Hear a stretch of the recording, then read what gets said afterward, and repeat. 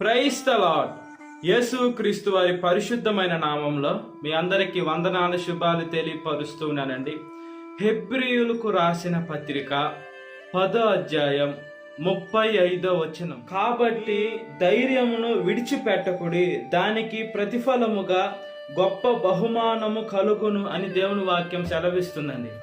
మనము దేవుడు మనకిచ్చే ధైర్యాన్ని మనం విడిచిపెట్టకూడదండి. మనం ఎప్పుడైతే ధైర్యంగా నిర్భరం కలిగి ఉంటామో అప్పుడు మనకి గొప్ప ప్రతిఫలము కలుగుతుంది అని దేవుని వాక్యము స్పష్టంగా సెలవిస్తుందండి.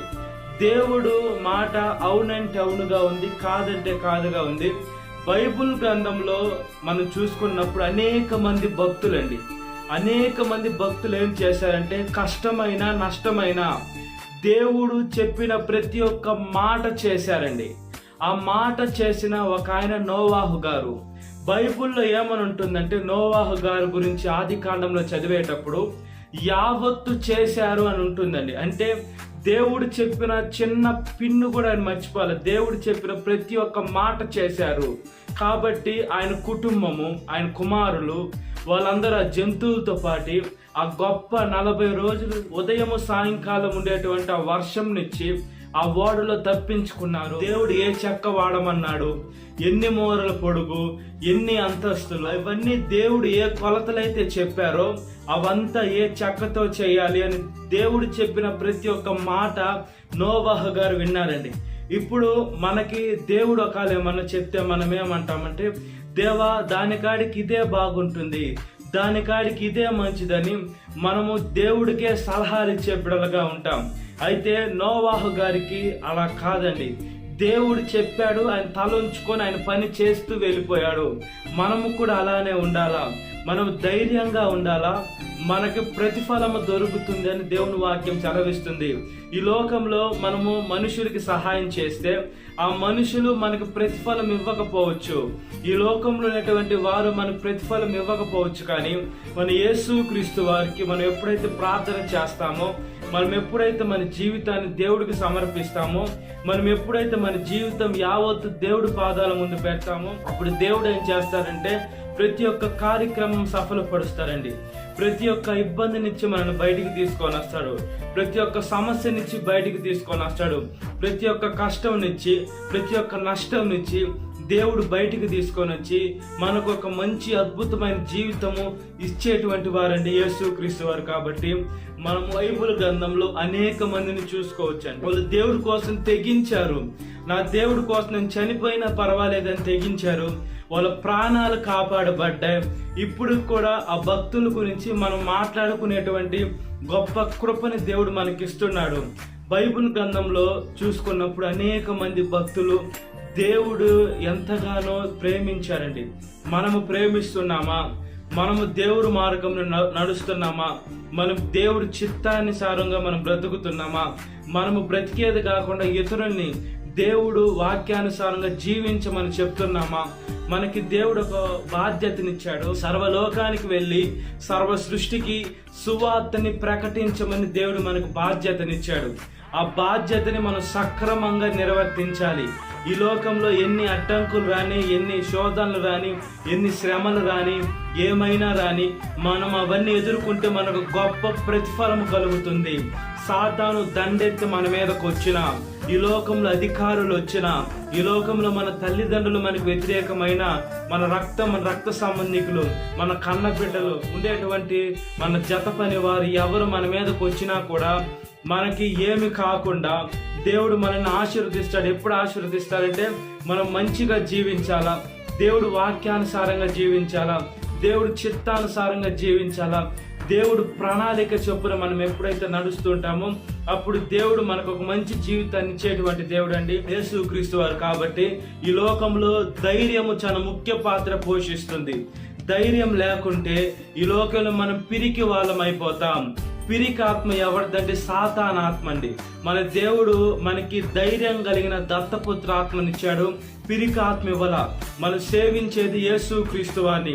అనేక మంది చూసుకున్నప్పుడు దేవుణ్ణి ఏదైనా ఉద్యోగం కోసం దేవుడి కాడికి వస్తారు, ఆరోగ్యం బాగవ్వాలని దేవుడి కాడికి వస్తారు, ఈ లోకంలో కొన్ని వాటి కోసం దేవుడి దగ్గరికి వస్తారు, వాళ్ళ అవసరాలు తీర్చుకునేదానికి వస్తారు. కానీ దేవుడు అవసరం ఎవరు తీరుస్తాడని దేవుడు చూస్తున్నాడండి.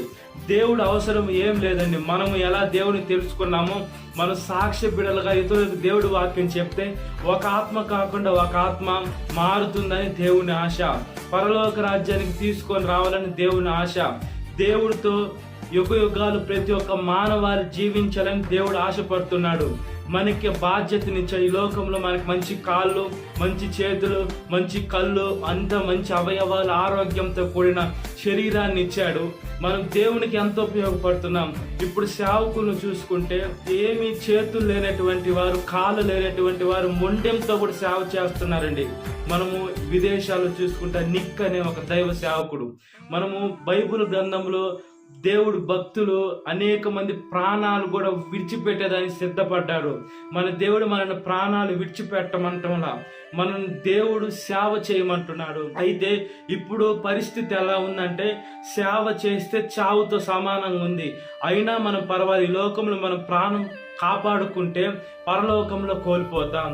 మనం ఈ లోకంలో ప్రాణాలు కోల్పోతే పరలోకంలో దక్కించుకుంటాం. ఈ లోకంలో 70-80 సంవత్సరాలు మాత్రమే మనం బతుకుతాం. అయినా ఆయాసమే దుఃఖమే అని దేవుని వాక్యం స్పష్టం చేసేసింది. కాబట్టి మనం ఈ లోకం కోసం వెతుక్కోకూడదండి. ఈ లోకంలో బతకాలి, ఎక్కువ రోజులు బ్రతకాలని మనం ఎంత ప్రయత్నించినా వ్యర్థమే. మనం పరలోకంలో ప్రాణం కాపాడుకునే బిడ్డలుగా ఉండాలి. మనం ఎప్పుడైతే ఈ లోకంలో బలంగా దేవుని సేవ చేస్తామో మనకు ప్రతిఫలముగా దేవుడు పరలోక రాజ్యాన్ని ఇస్తానని దేవుని వాక్యం స్పష్టంగా సెలవిస్తుంది. కాబట్టి మనకి ఏ సమస్య వచ్చినా, ఏ బాధ వచ్చినా, ఏ కష్టం వచ్చినా, ఏ నష్టం వచ్చినా, ఏ ఇరుకు వచ్చినా, ఏ ఇబ్బంది వచ్చినా విశ్వాసానికి కర్త, దానిని కొనసాగించేవాడని యేసు వైపు మన జీవితం కొనసాగుతూ ఉండాలి. మనం ధైర్యం కలిగి ఉండాలి, మనం నిర్భరం కలిగి ఉండాలి, మనం భయపడకూడదు. మనం మనుషులం, ఏదో ఒక రూపాయలు మనకు భయం అనేది వస్తుంది.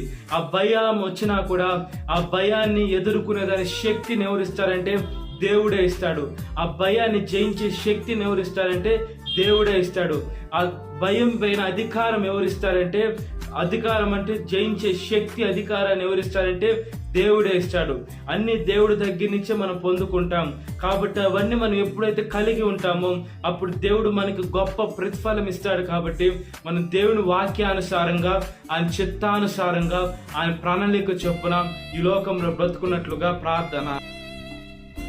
మహాపరిశుద్ధాత్మదేవ, మా ప్రియ పరలోకమందున్న తండ్రి, అయ్యా మా ప్రార్థన దయతో ఆలకించమని సేవకుడుగా ప్రార్థన చేస్తున్నాను ప్రభువా.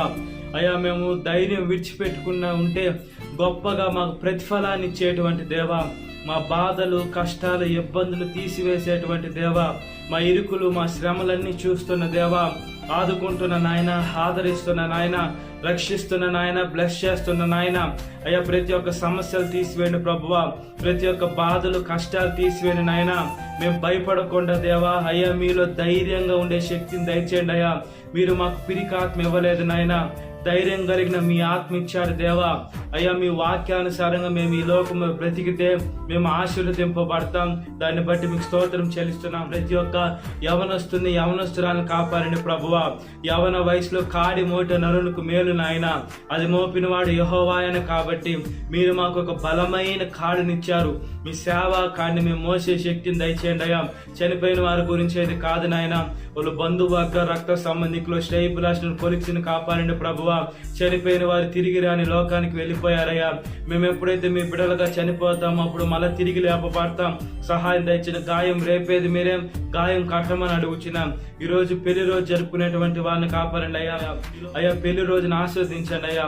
భర్త భార్యని ప్రేమించాలి, భార్య భర్తకు లోబడి ఉండాలి, ఇద్దరు కలిసి ఉండాలి. వాళ్ళు బిడ్డలను ఆస్వాదించండి. బిడ్డలు లేని వారికి బిడ్డలు దయచేయండి. సియోనులను ఆస్వాదించి అయ్యా క్రీస్తుని బండిపైన వాళ్ళు కుటుంబం కట్టుకునేదాన్ని సహాయం దయచేయండి. అయ్యా పుట్టినరోజు జరుపుకునేటువంటి వారిని కాపాడండి. ఈ లోకంలో బుద్ధినందు జ్ఞానమందు మనుషుల దైందిన వర్ధిల్లిన మీ దైందిన వర్ధిల్లాలి, మీ కాడి మోయాలి, మీ సేవ చేయాలి. ఏ వయసు వారైనా మీరు ఇచ్చిన దయా కిరీటాన్ని బట్టి స్తోత్రం. ప్రతి ఒక్క బిడ్డ మిమ్మల్ని తెలుసుకునేదానికి ఏ వయసు వారైనా మీ సేవ చేసేదానికి సహాయం దయచేయండి అయ్యా. ఎవరైతే అనారోగ్యంగా హాస్పిటల్, ఐసీలు, ఇంటెన్సివ్లో మరణ పడకల పైన స్వస్థపరిచిన ప్రభువా, ప్రయాణం బస్సు మార్గం, ఆకాశ మార్గం, నీటి మార్గం, ట్రైన్, ఫ్లైట్, కారు, బైక్ దేంట్లో వెళ్తున్న క్షేమమైన ప్రయాణం దయచేయండి అయ్యా. దేశం మీదకి దేశానికి యుద్ధాలు తీసివేయండి అయ్యా. జెరూసలేముని, ఇశ్రాయేల్ దేశాన్ని, భారతదేశాన్ని కాపాడండి అయ్యా. పెట్రోల్, డీజిల్, గ్యాస్ కరువు లేకుండా, మూడో ప్రపంచ యుద్ధం రాకుండా కాపాడండి అయ్యా. అయ్యా పరీక్షలు రాస్తున్న రాయిపోతున్న బిడ్డలను కాపాడండి అయ్యా. పరీక్షలు రాసిన బిడ్డలకి రిజల్ట్స్ వస్తాయి. ఎక్కువ మార్కులు వచ్చాయని గర్వం లేకుండా, తక్కువ వచ్చాయి ఫెయిల్ అయ్యామని బాధ లేకుండా సహాయం దయచేయండి. వాళ్ళ తల్లిదండ్రులకు మంచి పేరు, మీకు మంచి పేరు తేవాలయ్యా. అదేవిధంగా రాయిపోతున్న బిడ్డలకి వాళ్ళు ప్రార్థన చేసుకొని రాస్తే ఏ ప్రశ్నకి ఏ జవాబు మీ పరలోక తెలివితో వాళ్ళకి దయచేయండి అయ్యా.